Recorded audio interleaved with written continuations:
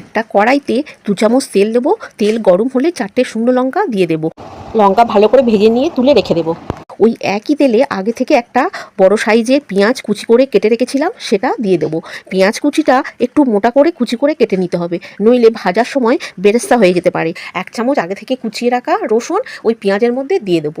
দিয়ে খুব ভালো করে একটু নাড়াচাড়া করে নেব।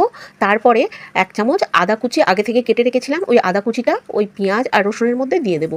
দিয়ে আবার নাড়াচাড়া করে নেব। সব কিছু কেমন পোড়া পোড়া কালার চলে আসছে। এবার ওই কড়াই থেকে তুলে নিয়ে একটা প্লেটে তুলে রাখবো। ওই একই কড়াইতে অল্প একটুখানি তেল দিয়ে ছোট চিংড়িগুলো কড়াইতে দিয়ে দেবো। খুব সামান্য হলুদ গুঁড়ো দিলাম, দিয়ে চিংড়িটা ভাজতে থাকলাম।